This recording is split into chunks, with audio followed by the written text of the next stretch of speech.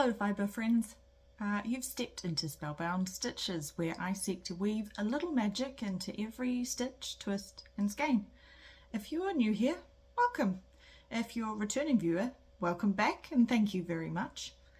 My name is Kat and I am an avid crafter, dabbling in knitting, crochet, cross stitch, patchwork, dressmaking and baking. I'm also an indie dyer and have just started my journey as a knit and crochet designer. By day I work full-time in cybersecurity. You can find me on Ravelry as Broomstitch or follow me on Instagram and Facebook as BroomstitchNZ.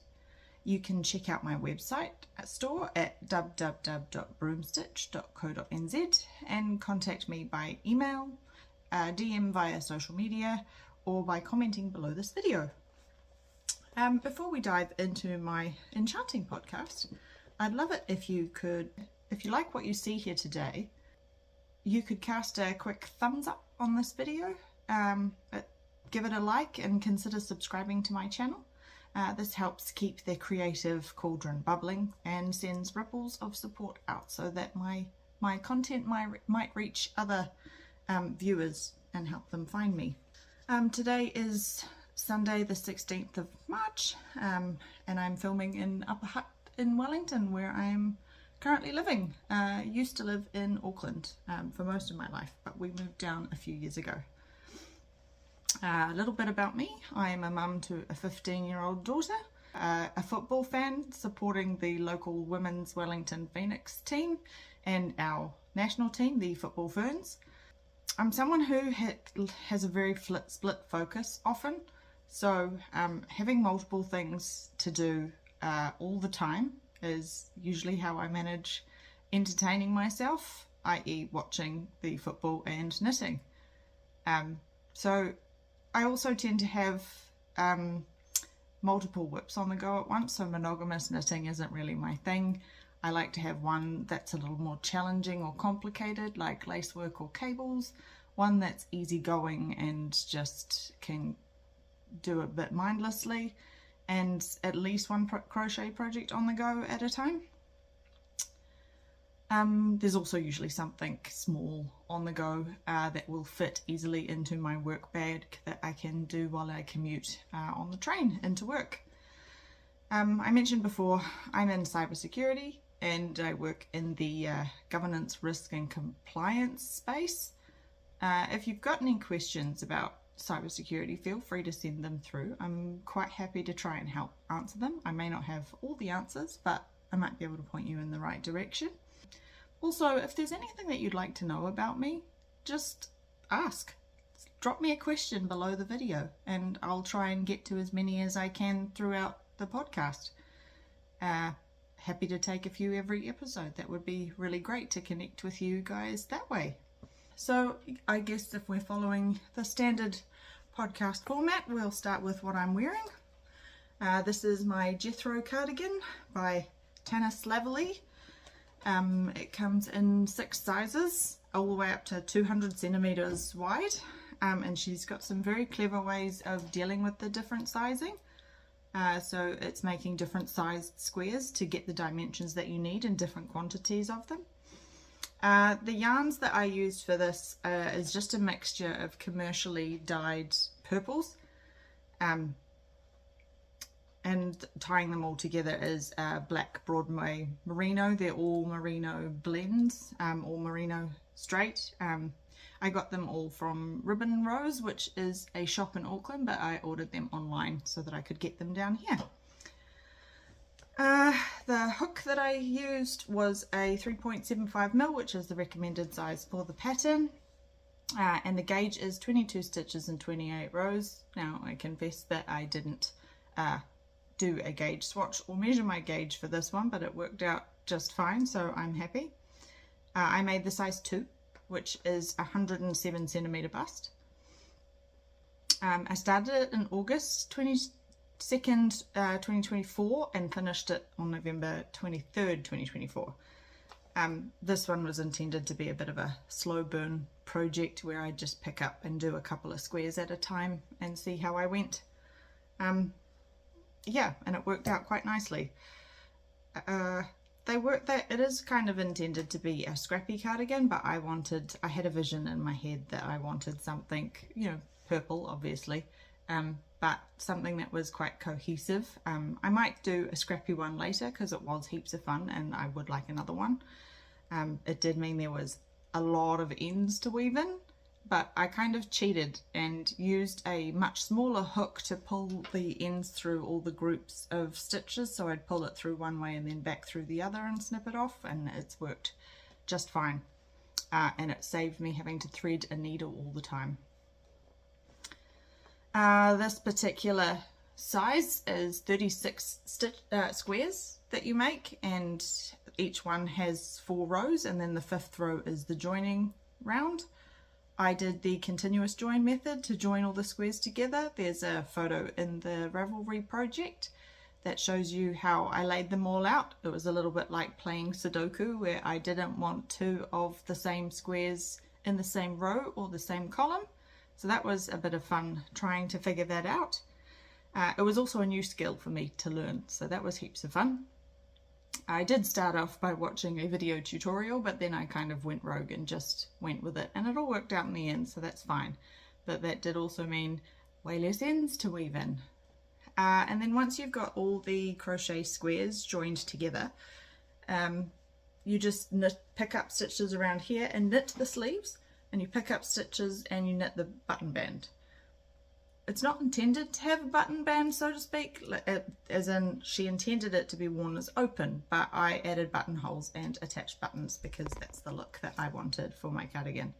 That does mean it kind of pulls up a little bit in the front sometimes, but it doesn't bother me at all. Really happy with the overall look. I got the buttons from my local yarn store, Thimbles and Threads in Upper Hutt, and they're just some purple shell, and I think they're great. I wanted them to stand out, not blend into the cardigan. I think I've achieved that. The way I made the squares is I did the inside colour the same colour as the outside to kind of give it a little bit of structure and pattern. Yeah, and really I couldn't be happier with the result, and I wear it all the time, and I get a lot of compliments when I wear it, and a lot of people asking where they can get one. But with the amount of hours that it took to make, I'm definitely not offering to make them for anybody unless they're really special. So yeah, this is my Jethro cardigan. If we move on to what's in my teacup, today we have a mug of tea, not just a teacup, and I've got just peppermint from T2 because that's been my drink of choice lately. Haven't felt like much else. I've been having one every night. I got some from my mum for Christmas, so have been very much enjoying those. Okay, finished objects.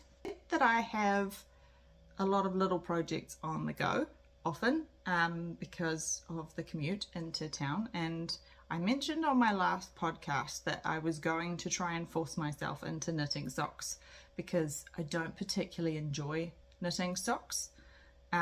But having nothing else to knit or do on the train means that I'm kind of have to knit the socks. And actually knitting them top down in the round on DPNs is my preference. I find the little tiny needles too small because I have a really narrow foot. I have to do a lot less stitches than most patterns recommend. So trying to do them on the tiny little round circular needles really hurts my hands. So I use 2mm needles. I've got Symphony Knit Pro wooden ones, and I've got some Chaogu 2mm that I do all my socks on. So the yarn that I showed last time on the podcast was an Opal sock yarn, and it was the Fantasy Island Black Dragon sock yarn, and I finished the socks. So here they are. I'm quite impressed that the pattern lined up for the 2 socks. I knit them so that it repeated twice throughout the sock and then stopped, wound a little bit off to do the heels, and then once we got to the colour for the top for the next one, started the next one. So I'm pretty impressed with those. They're gonna feel lovely. I've just finished them yesterday, so they're all washed and blocked and dried on my lovely sock blockers from Lisa from Unwind and Knit With Me. Her store is unwindandknit.com. And I love that they have the little holes so I can hang them on my era. I used 50 grams gets me one pair of socks because I have a small foot and a narrow foot. So I cast on 56 stitches for the rib to actually allow me to get my foot in with a German twisted cast on. And then I decreased the first row down to 48 stitches, and then I just knit in a tube. And I put in a afterthought heel using Kirby Werby's method, which I'll link in the show notes below the video and on my website. Yeah, that's the way I can convince myself to make socks, is just do a tube and then put a heel in at the end, and we're happy. So I've actually made 3 pairs of socks this time round. This is the next ones. This is some Countrywide Tootsies yarn in this cute rainbow colour. The shade is number 452.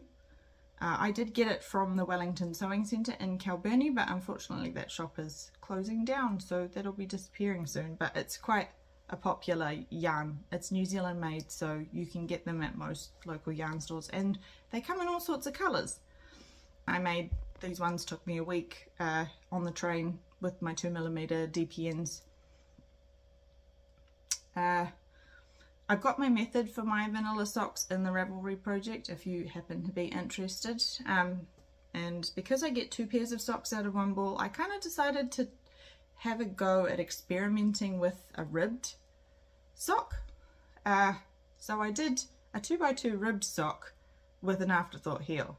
And I mean, they don't make a huge amount of difference. It does cling to my foot a little bit better, but because I knit such small socks anyway, they're pretty good. I don't know if I would bother doing it again. I don't know if it was worth the effort of doing the 2x2 rib for a big long tube, and picking up for the afterthought heel was really hard, because obviously you've got to do it in between rib rows, and it was fiddly, and I don't know that it was worth the pain.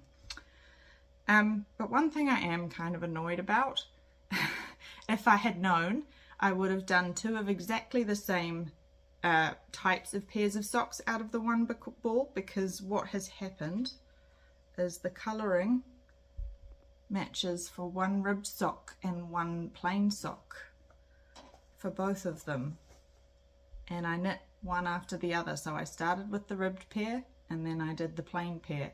So had I known that that's how the ball of yarn was going to unwind, that's how I would have knit the socks, but oh well.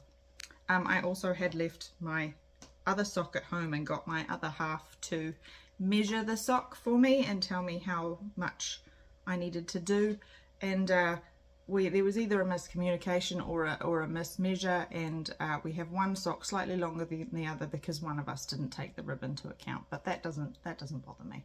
Nobody's going to see it under my pants, and they're just to keep my feet warm. They were an experiment anyway. It's not really a big deal. But I'm a sock knitter now, so that's pretty exciting, really. So 3 pairs of socks. I still got 50 grams of the Black Dragon colorway left, so that's the next pair of socks that's going on the needle. And then I have a Zaba ball that I bought myself from Lupine Woolco in Parnell, so that'll be the next one. I figure if I keep buying pretty yarns to play with and experiment with that I've never knit with before, each one slightly different, then maybe this will keep the buzz and I will end up with a drawer full of knitted socks by the end of the year. So the next FO, I don't actually have anymore because it has been gifted already. I'll tell you the story before I show you the FO, because I do have a photo of it, but I have a local Irish pub in the city that I go to on a Thursday because I have a evening class that starts at 8 p.m. So I pop in there after work and have a glass of something, and I sit with my audiobook and my knitting, and I knit and enjoy my glass by myself or with a friend sometimes. Don't have the audiobook in if a friend comes. But the guys on the bar saw me knitting every week and were curious about it. A few patrons were also curious, but the guys behind the bar started to chat to me a little bit, and one of them started poking a bit of fun that I should knit them all hats and they should be green because it's an Irish pub. So I did. There's 6 of them on the bar on a Thursday night, so 6 hats were produced. And I made them out of Countrywide yarns, mandala 100% wool in a green shade, 802 MD is the colour. I used 3 balls. I got 2 hats per ball, 199 meters per 100 grams. And here's the picture of the 6 hats all stacked up. The boys were very grateful when they received their hats, very excited, didn't believe I would actually do it. And apparently one of them has slept in his hat because it was so cold at his house one night. So they claimed I was saving his life, but I think that's a bit dramatic. But they were all knit-worthy, so that's pretty cool. They're an adult medium hat. I just used my standard recipe, which is to cast on 90 stitches, do 12 rows of 1x1 rib, 25 rows of stockinette, and then do some decreases for the crown. Switch to DPNs when it gets really small, and then bind off, weave in the ends. My method is on the Ravelry project if you would like to take a look. It's not very descriptive. Apologies in advance. If you've got any questions, let me know. Yeah, so that's another finished object technically. I was thinking I didn't have an awful lot of knitting to show this podcast because I've been busy prepping for the wool weekend, but I think 3 pairs of socks, 6 hats and a sweater that I'm about to show you is pretty decent. So last time I showed you my new cast on, which was my Mabel sweater by Locatelli that I was making in the Joy of Yarn 100% Polworth. You might remember. And I have finished it. So it is a top down in the round raglan. It's a mixture of 1x1 rib and fisherman's rib. So that achieves like a waffly kind of stitch.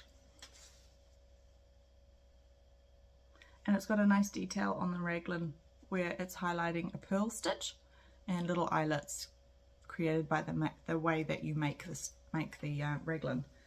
I was good and I followed the pattern exactly, and I did the tubular bind off on all of the seams because it looks very professional.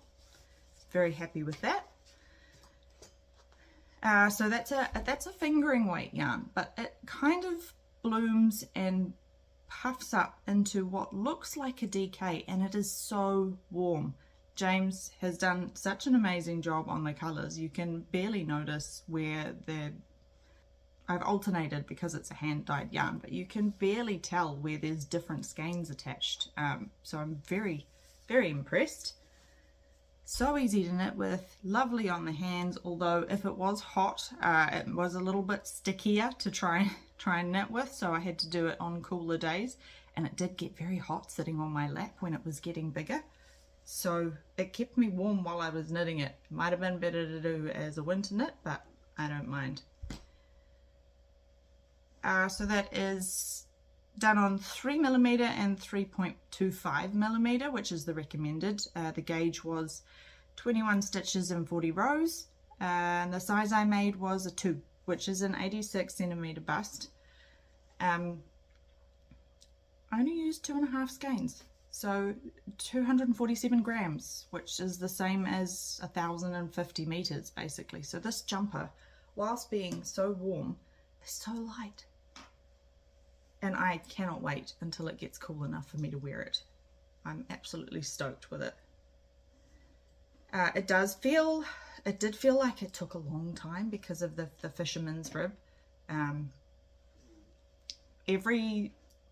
So 2 rows are just plain rib and 2 rows of the fisherman's rib. And the 2 rows of fisherman's rib kind of only count as 1 because of the way that you drop down and pick up from the row below. so it felt a little bit slow going. The sleeves did feel like they took forever, so I'm kind of glad that I stopped once I got, you know, partway down the body and picked up the sleeves, because I think I would have been stuck on Sleeve Island. It did grow a little bit when I blocked it. I didn't expect it to grow, but that's okay. I made the sleeves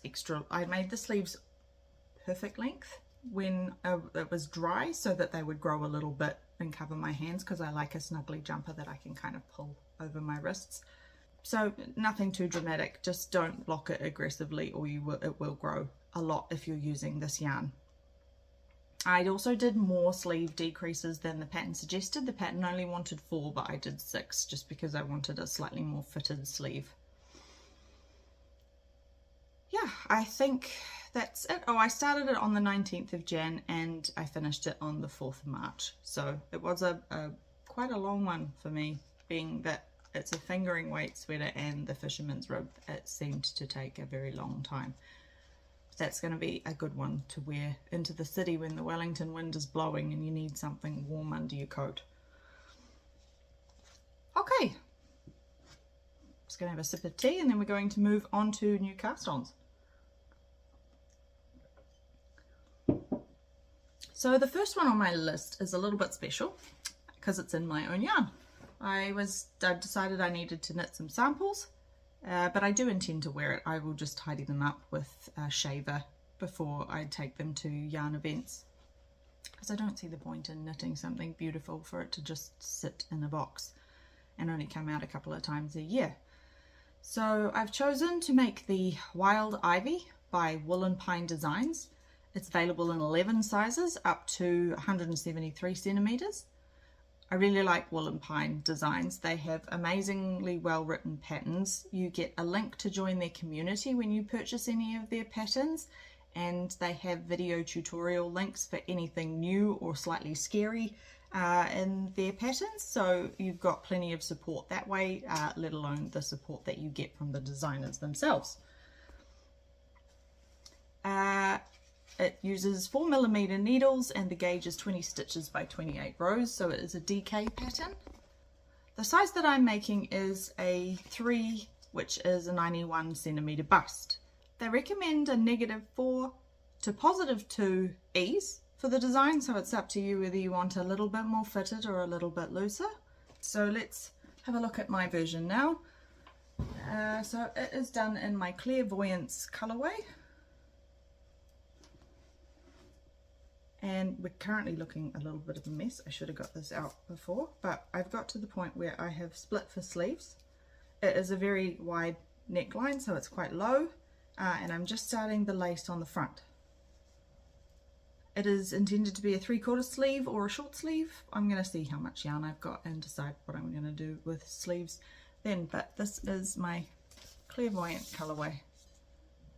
It's one of my favorite colorways to dye because I love the way it looks in the pan and I love the way it looks in a skein or in a cake. A little bit scruffy, but that's okay. So yeah, I'm really enjoying it. I really love the raglans on this.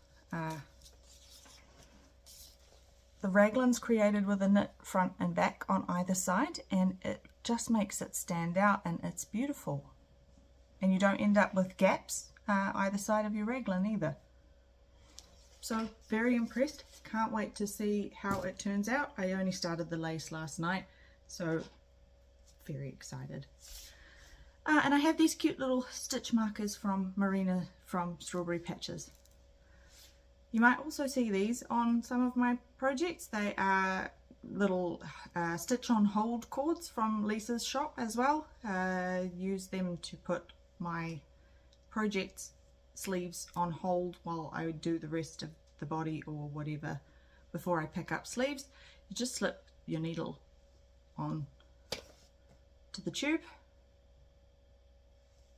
and then you can slide your stitches on and off, and it's such a time saver. And it's not as difficult as trying to pick up one by one with a piece of scrap yarn. They're not very expensive. I'd highly recommend that you invest in some. She's got them in a couple of sizes and you get 3 or 4 strands per tin. They come in a little carry tin too. So that is the startings of my woolen pine wild ivy. So that's one new cast on, my second new cast on, and it is the Dingley Dell by Isabell Kraemer. Now this is available in 9 sizes, up to 153.5 centimeters. It's done on 3mm and 3.5mm needles in my case, but the recommended needle size is 3.25 and 3.5. The gauge is 24 stitches and 34 rows. Now I only got 28 rows, so what I'm thinking I might do is because it's a raglan type contiguous shoulder, I might not do so many rows to get the depth of the shoulder, and just to cast a few more on underneath the sleeve. We'll see how it goes. The good thing about top down in the round is that you can try it on as you go. So I've chosen to do this one in some Alpaca Yarns New Zealand Fusion Silco, which is a mixture of baby llama and lyocell. Now lyocell's a semi-synthetic plant fibre. It's usually made from wood pulp, and the semi-synthetic part is how they glue it all together basically. But it's shiny like silk and nice and breathable like cotton and bamboo. So I haven't got very far with this one, but I'm doing a very stripy version.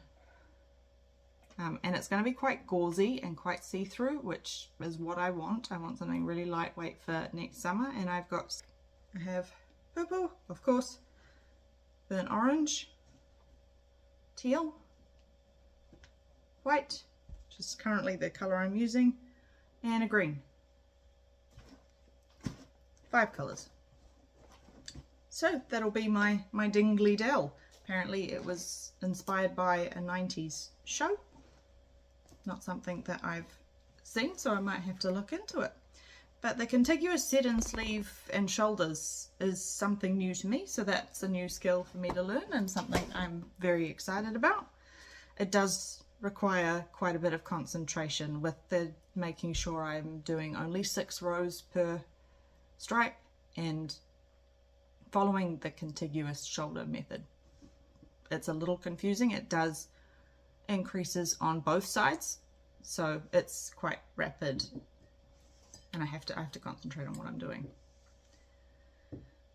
Right, the other work in progress that I have is my Erla top by Valentina Bogdanova. You might have remembered that I'd cast this one on last podcast in the black wattle yarn and fibre sweet pea base, which is 60% merino and 20% alpaca and 20% silk. It's fingering weight, full ply in New Zealand is 400 meters per 100 grams. I'm using 2 and 2.5mm needles for a fingering weight top. I feel like I've really shot myself in the foot there. I've done one sleeve. I've done all of the detail on the yoke. It was a lot of work. I think it's well worth it, but it was a lot of work and a lot of concentration. I really like how it's got like a leafy kind of vibe at the top, how it's not a straight neckline. I think I might not do the back panel that makes the back straight across and puts a little insert in. I might just leave it. I haven't decided yet, but I've done one sleeve, and I'm going to do the next sleeve before I continue on with the body. It's looking a bit short at the moment, but it's a lot of work going round and round and round in 2mm needles with 400 stitches on the needles is quite a lot. So that one's I'm having a little break from that one while I do the woolen pine wild ivy, something DK to just move a little bit faster. But yeah, good progress on that one. Very happy. Can't wait till it's finished because it's going to be stunning, but it is a lot of work.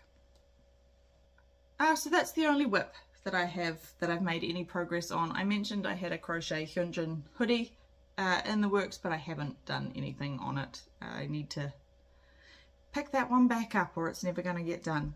Who knows, it might be done in time for my daughter's birthday in August. We'll see. Actually, I might save it for then anyway. Okay, so what is in the queue? I've recently found out that my childhood best friend, since we were 6 years old, has recently discovered she's having a baby. So that's very exciting. And because I'm a knitter, she absolutely needs an heirloom baby blanket. So I have decided to make her the Sea of Dreams baby blanket by Aimee Alexander. And the yarn I have chosen is the DMC 100% baby pure merino superwash. It's a 4-ply fingering weight yarn. It's 50-gram balls and there's 225 meters per ball. I've also chosen to make the cot size, so that's gonna need 915 meters, so I've got enough balls of yarn to do that. I got them from my local yarn store, Thimbles and Threads in Upper Hutt. The gauge is 24 stitches and 32 rows. Honestly, I'm not going to check or swatch for gauge. I'm going to just cast on. I know that I like 3.25 and 3.5 millimeter needles in this yarn. I like the fabric that it creates, so I'm just going to go for it because honestly, it doesn't matter if it turns out slightly too big or slightly too small. It does come in 3 sizes. There is a lovey size, which is just kind of a really small one for a baby to carry around with them and fiddle with and suck on. There is a cot size, which is the biggest one, and then there is a stroller size to put on them in the pram. I got a crochet provisional cast on, which I've done before, but they have video tutorials if you're unfamiliar with the technique or you need a little bit of help. It's an all over lace blanket and it has a picot edge, which is going to take forever, but she's worth it. I also picked superwash yarn because knowing her, she'll just chuck it in the washing machine. So I'll just have to attach a note to remind her to put it on a delicate cycle. She is a doctor, so we don't have a lot of time to be hand washing things, and unfortunately she's in Melbourne, so I can't be offering to wash it for her all the time. So I will be taking a trip over to Melbourne at some point this year to meet this new little person. So it's very exciting. The next thing that's in my queue, it kind of bleeds over into acquisitions, which is the Glowhair Frost Shawl by Stephen West.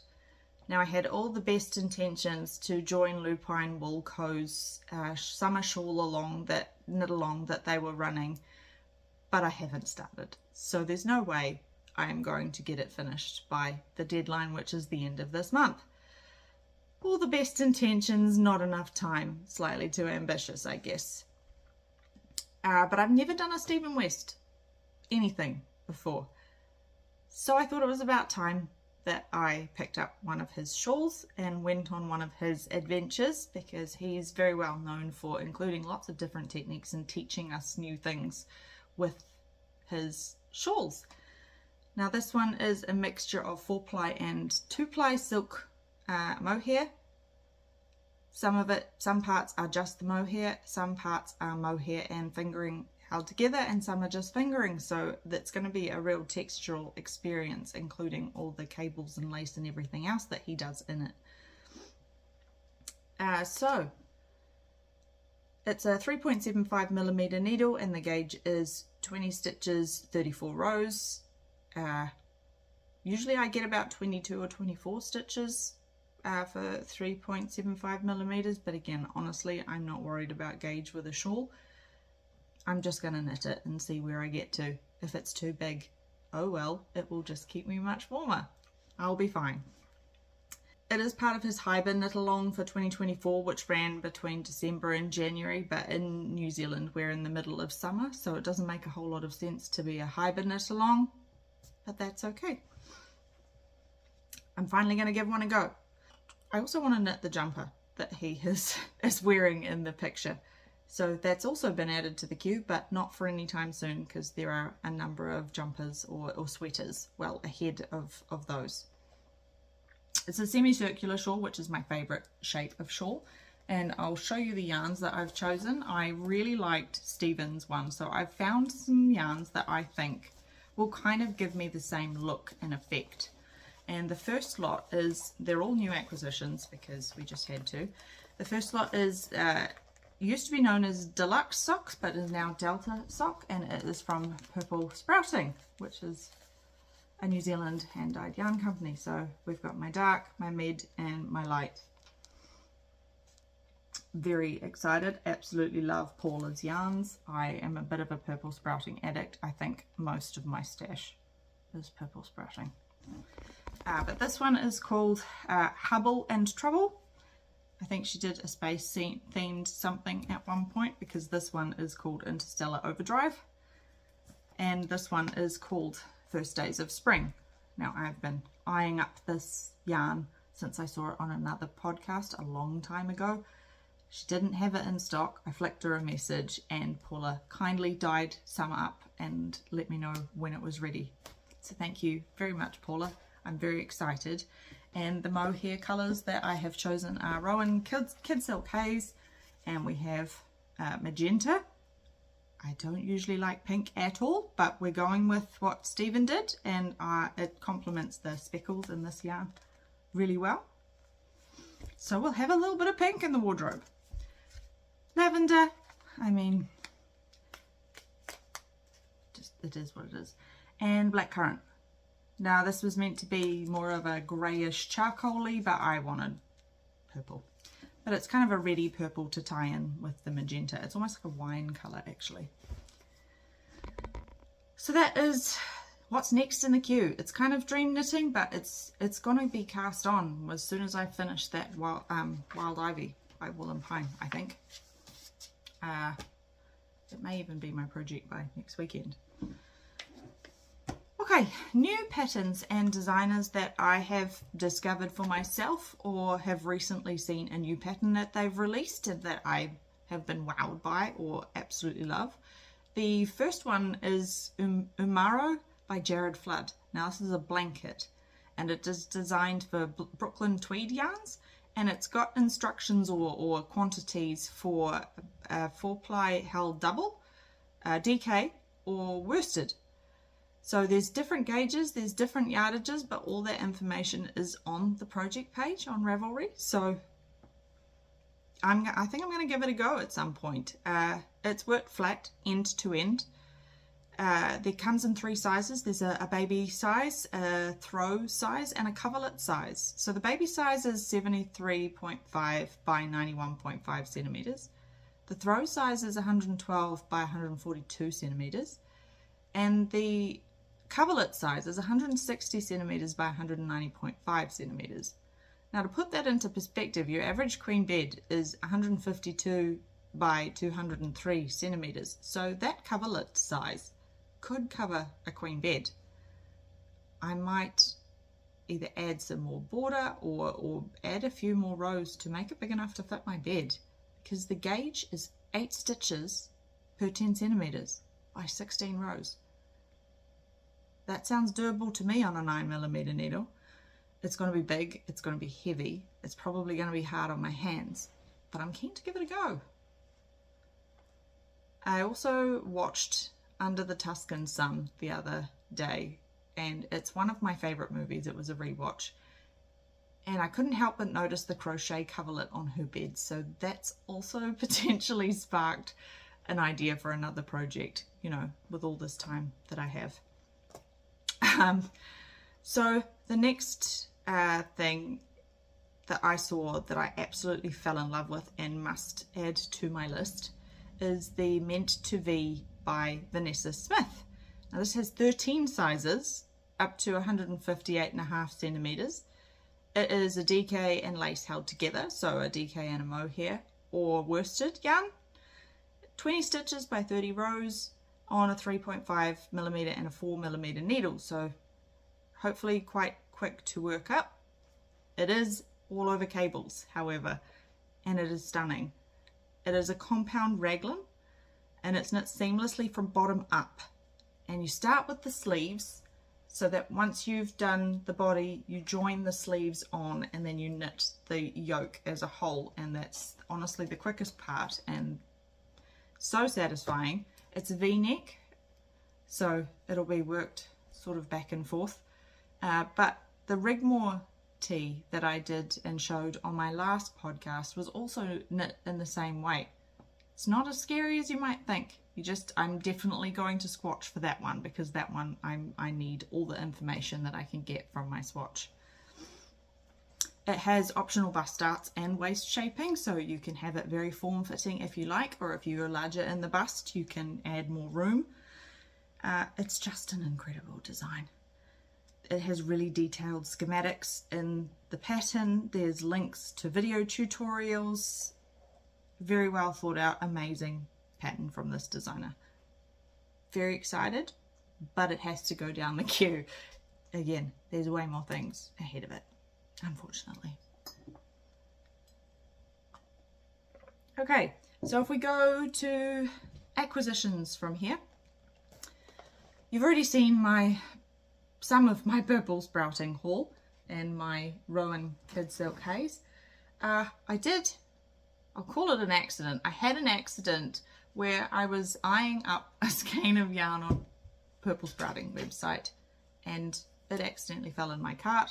I don't actually remember ordering it, but I love it so much. It is Pocket Full of Sunshine on Ultra DK base, which is 100% superwash merino. And it is so fun and bright, but I haven't decided what to do with it because I didn't actually intend on buying it. So it was a welcome surprise when it arrived.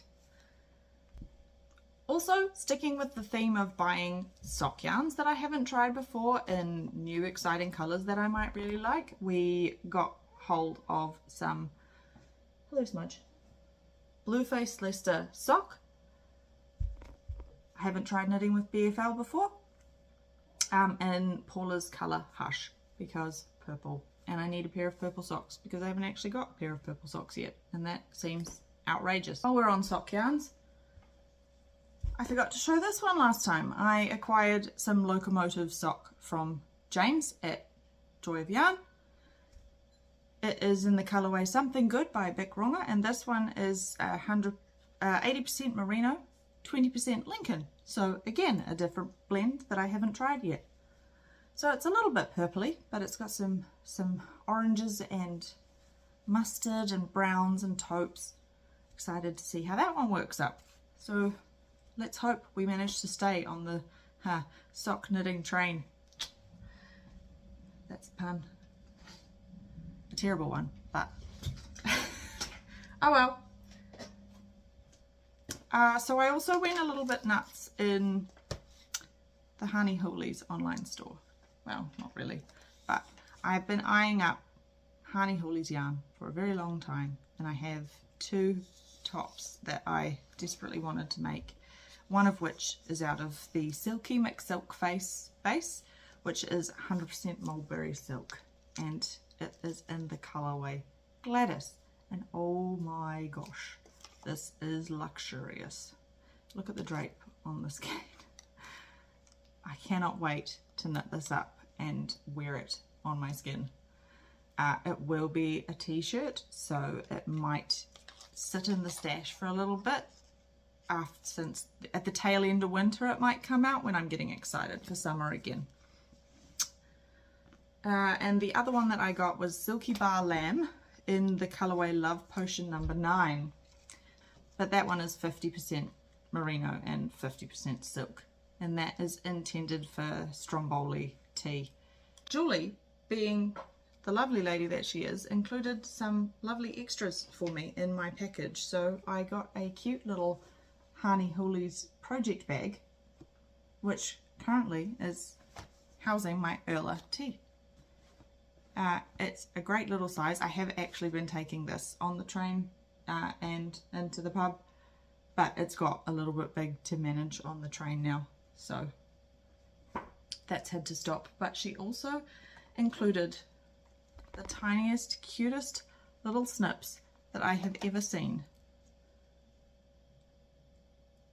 with a little tassel on them, and they work really well, and they just get tucked into my little project, into the side of my little pencil case that has all my project stuff in it. So thank you, Julie, for my little bonuses. And speaking of generous people, Marina from Strawberry Patches decided that she wanted to send me something to congratulate me on my first podcast episode. So she sent me this gorgeous fibre. Look at those colours. Look at the depth of that blue. How gorgeous is that? That is called Summer Meadow, and it is a sock blend, so it is 80% Corriedale and 20% nylon for a bit of durability. So thank you so very much, Marina. That was a very welcome surprise. It really made my day. But that's not all she sent. She sent me a beautiful little card with a note and this cute little stitch marker attached that really matches the fibre. She sent me some lovely little leather labels to attach to my projects. This one I think is a little bit ironic. I get enough cat jokes as it is. I don't know if I'm going to stick that on something, but maybe I will, just because it's fun. Being that my name is Cat, a lot of people, when I introduce myself, think it's appropriate to meow at me. And she also included this beautiful handmade soap that she has made herself, and I can't get over the generosity. It was incredibly lovely of you, Marina, so thank you very, very much. And the last thing that I had to show you is something that I also forgot to show off last week. It was a gift that I got for Christmas, and it is this amazing book, Memory Lane, by Claudia Quintanilla, and it is published by Liner Publishing in this beautiful, it's like a linen kind of feel, and the whole point of the book is embellished knits. So it's not just once you're done with your knitting, you're done, but it includes beads and it includes adding ribbons, and a lot of designs are held with mohair, and it's all based on things and memories from her hometown where she grew up, and it is a stunning book. Some of them are quite plain and some of them are really over the top, and as you can imagine, I want to do the really over the top ones. But it's just little things, like in the yoke you can see tiny little beads of that sweater, and the top part of the sweater is gauzy because it's the mohair held single, and then you add fingering from here down, so it becomes almost like a summer sweater. But this one, we've got embroidered butterflies on the yoke and beads, and there's patterns and instructions on how to do that one, and gorgeous little details in the hems and things that just tie everything in. So you've got the same colour on the ribbing as you do up top. This gorgeous colourwork sweater. Honestly, there's too many things in here that I want to knit. But I think my favourite one's actually at the back. Probably should have opened the page to it.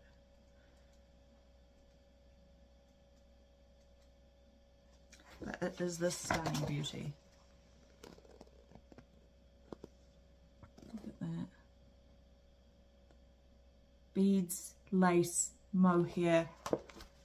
It's called Wings, and it's definitely on my must make list, but it's definitely going to take quite a bit of patience, and I'll need to get the perfect beads and the perfect yarn, and it will have to, of course, be in purple. So that, highly recommend having a look if you can get hold of a copy. There is a bookshop in Wellington called Minerva, and they specialise in all crafting books, so I'm pretty sure she would have that in there. Otherwise you can order it online from a couple of other places if you're here in New Zealand. Otherwise, if you are in Wellington and you do go to Minerva, she usually will get things in for you with her next order, because she gets stuff from Liner all the time. So that is the acquisitions. My indie of the episode, you might have guessed, is going to be purple sprouting. So I've already confessed that I'm a little bit of a purple sprouting addict. I have a lot of Paula's yarn. I got her Birds of the World Club not last year, year before, and last year she had a club called The Sweet Life, and it was all yarns based on sweets and desserts and candies, and there were a few that I did buy extra skeins to make projects, but now I have one of each and I have to decide on the perfect project to incorporate one of each. Thinking it might be a blanket or a throw, but also it might be stripy jumpers. I'm going to have enough to do a few projects, I think, because 12 skeins of yarn is a lot. Considering I did make some pajamas for myself out of one of the club colorways, which I'll put in a picture of here, but I got some extra skeins to do that, and to do the pajamas with the modifications to the pattern, it only took me 3 skeins. So also I think more pajamas is definitely on my horizon, because they are the softest, nicest things to wear. So if you've never thought about it, why not give making some pajamas a go? But anyway, back to Purple Sprouting. So it is a beautiful couple who originally hailed from England. They were based in Parongia, which is in the top of, well, the middle of the North Island, and now they are based in Oamaru. Recently they've moved, which is midway down the South Island. So Paula Edwards and her husband Sam, who is affectionately known as Mr. Purple Sprouting or Mr. PS, is often featured in Instagram posts and is usually at the yarn shows with Paula. Also gets to name yarn colorways every now and then. A Most Excellent Mushroom or something like that is one of the ones that Sam's named, and it is a Most Excellent Mushroom colour. Paula is the organiser of Fibratron. One podcast did a cool episode that had an interview with Paula, and they got to go to her dye studio and learn a little bit about her and how she dyes her yarns, and what inspired her to start dyeing yarn and what inspired her to start Fibratron. And basically there was a need for a fibre festival midway down the North Island, so it was more accessible to those in the Midlands. And Fibratron was born with a friend of Paula's who's I think since departed Fibratron organising, but it is one of the biggest yarn events that we have in New Zealand, and it is fantastic, and I am very excited that I am going to go this year. I haven't made it yet, but I'm going to organise with a friend so that she can hold me to it, and I'm going to go this year. I've already mentioned yarn clubs. I'm not getting her yarn club this year because I already have 12 skeins from last year and some of her Birds of the World collection from the year before, so I don't have room for any more. But it is a garden society club, and they are beautiful, based on flowers. She's also a stockist of other accessories and notions, chowgoo, knitting needles. She's got some buttons from Miss Muffet Knits, and she attends a lot of events and is a lovely, sweet lady. So if you ever get the chance to say hello to Paula, do so. And snaffle up some of her yarn, because it is stunning and delicious and gorgeous, and I just love how she does her speckles.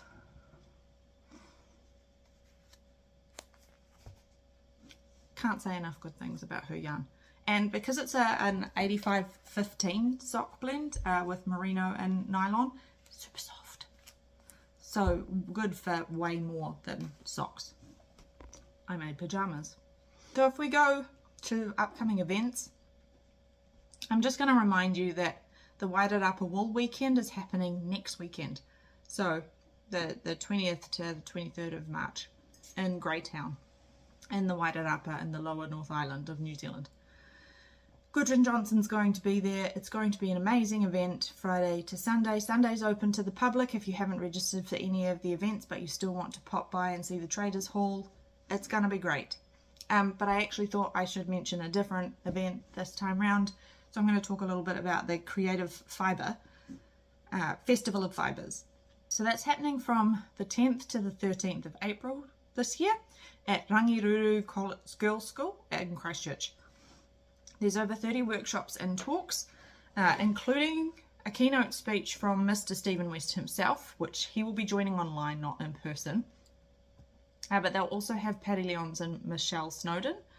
It is for members only of Creative Fibre, but membership for Creative Fibre I think is under $40 for a year, and you get a quarterly magazine and you get notifications of all these fantastic events hold, and that can include things like spin-ins.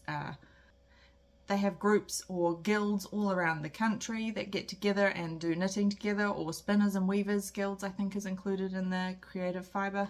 And yeah, I just recommend it because it's a great way to keep in touch with your community in other ways. They don't talk about just knitting and yarn, they talk about felting and fibre and all sorts of things that are happening around the whole of New Zealand to do with fibre.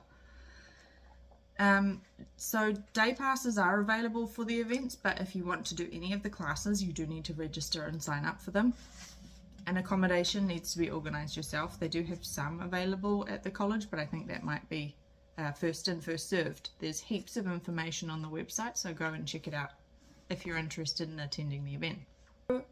I also mentioned that I was going to do a crafter's tip, and today I want to talk a little bit about blocking. Now you saw my sock blockers that I have put my little socks on. And what wet blocking is when you finished a project, you put it in a basin of warm to hot-ish water, give it a swish around. Depending on what kind of yarn you've used, don't be too rough with it because you may felt it if you're too rigorous with your swishing around. Give it a bit of a massage, stretch the stitches out a little bit, pull it back into shape, let it sit, let it really soak up the water. And then what I do is I get a towel and I lay the project in the towel, roll the towel up, and then I stand on the towel to squeeze the water out. Then you can lay it out on foam tiles or on a bench top or whatever it is that you have. I've just got some foam tiles from Bunnings that came in a 4-pack, and I think they were about $20, because then I can pin things to it and I don't damage any of my furniture. But you can just stretch your knitting out into shape, or you can pin it if you want to achieve a particular look. Like if you want to achieve picot edges or waves, you can put pins in to drag it down and make sure it's in the right kind of shape for how you want to wear your garment at the end. Now what that does is it relaxes all the fibres, and it honestly relieves a mountain of sins. If your tension's a little bit wobbly, your stitches will all even out and straighten out a little bit. If you feel like it looks a little bit messy, sometimes blocking can fix that. If you've made something slightly too small, you can aggressively block it and really stretch it out, and then it might fit you perfectly. If something you feel like is a little bit wonky, you can stretch it out. But honestly, the amount of times that I've gone to block something, and even just the act of hand washing it and looking at all the spinning oils and all the dirt and stuff from the yarn sitting in the store that comes out of it, I would highly recommend at least washing your knits before you wear them once. And if you're going to go through the trouble of hand washing it, you might as well wet block it. The other thing you can do to block your knits is steam blocking. If I'm doing a jumper, for example, I will just put it on a hanger, hang it somewhere, and I've got a little handheld steamer that I will steam the garment with, and it just sort of relaxes and opens up the fibre, and it lets everything sit a little more evenly. So when you're knitting, it can get a little bit scrunchy looking, like this. It doesn't look particularly even, it's rolled over, it might not be holding the shape that you exactly want, and it might be a little bit lumpy and bumpy. Blocking gets rid of all that. If you're in a pinch, steam blocking. If you've got a couple of days, I recommend wet blocking. But yeah, the amount of stuff that comes out of the yarns when I wash things, I wouldn't be wanting to put that stuff on my skin. Just a wee tip with wet blocking though, if you're going to do colour work or anything like that, do a swatch and test blocking it first. 1, to make sure you've got the right tension and the right gauge. 2, to make sure your colours don't bleed. Now you can get these things called colour catchers from the supermarket, and they're just a little sheet that you pop in with whatever it is that you're soaking, and it will catch any dye that leaks out of the clothing, but it's not going to save everything, particularly really intricate colour work. But they're really handy to have on hand.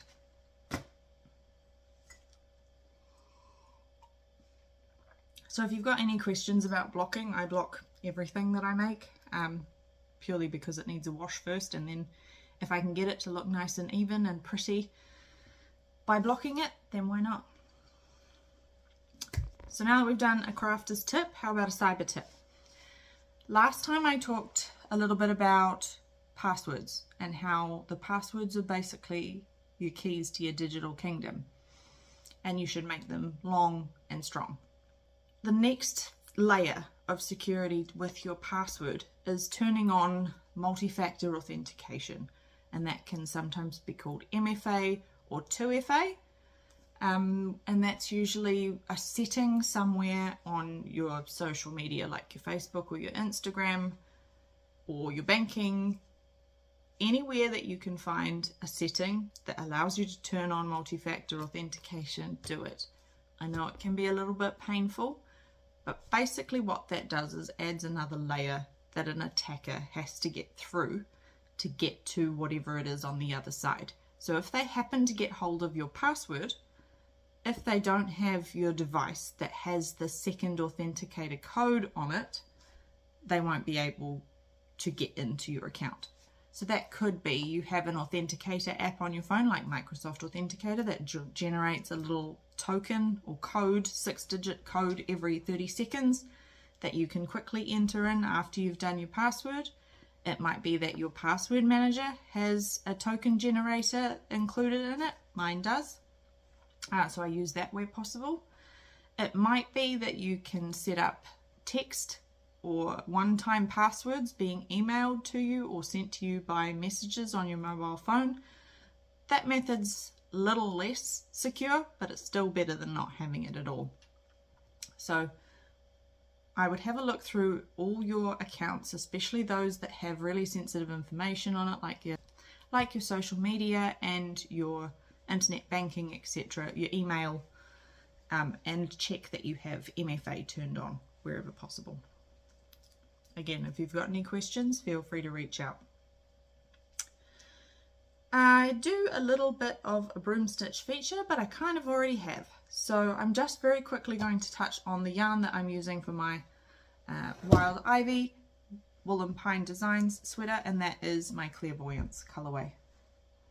Now this originally was inspired by Easter colors, so it's pinks and purples and yellows and greens and blues, and it's kind of a splotchy tie-dye kind of yarn. It's available on my website on my Hearth DK base and my Hereditary Fingering base.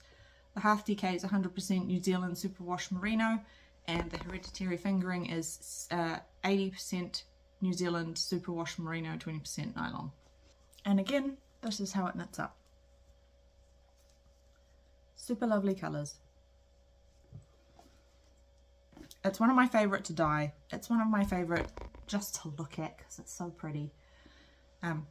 So if you want to get your hands on some, there is some limited quantities available on the website. If you'd like more or a larger quantity, reach out and I will dye you some up.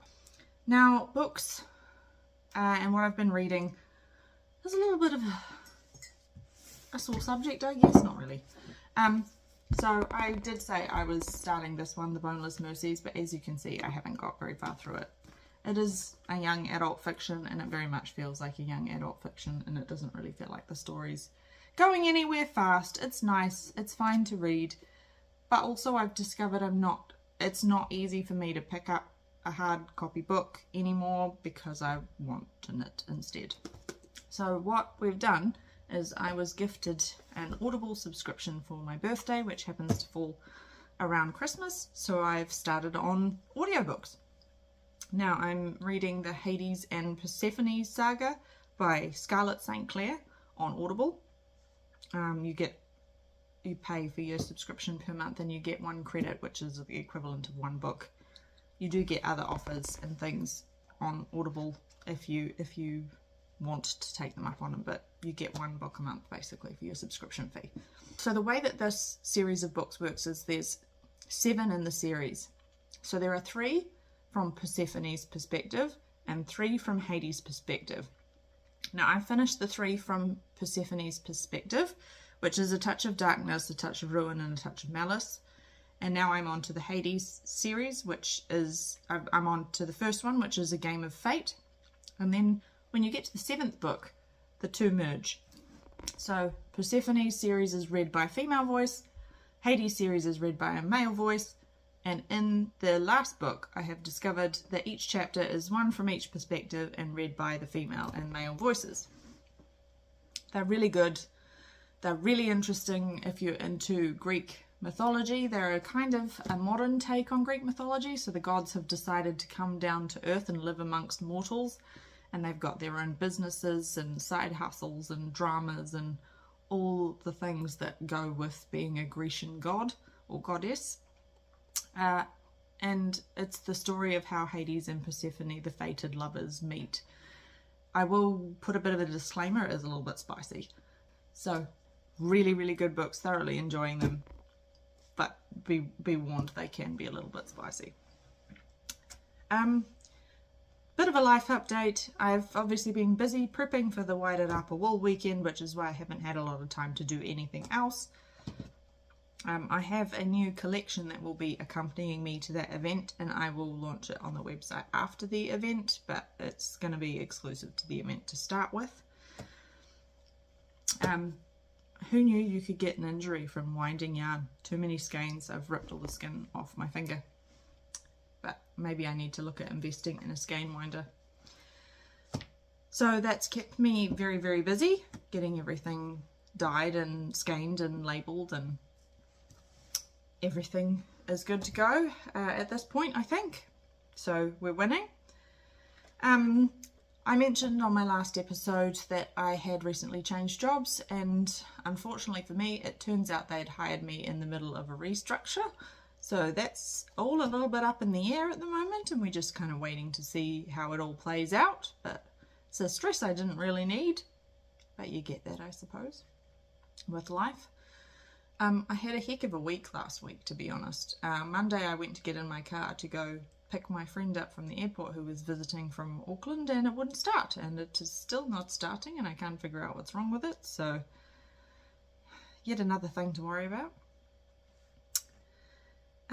My parents did come down yesterday though for a visit, so that was nice. Dad had a look, he couldn't figure out what was wrong with the car either. They have recently acquired a new member of their family who is a gorgeous, sweet Cavalier King Charles Spaniel called Lulu, to accompany the other two that they already have, Millie and Daisy. So she got to come and meet us yesterday, so we got to have puppy cuddles, and my little guy Frank also got to meet Lulu, and they had heaps of fun together. So I'll put some photos of Frank up so you can see who I'm talking about.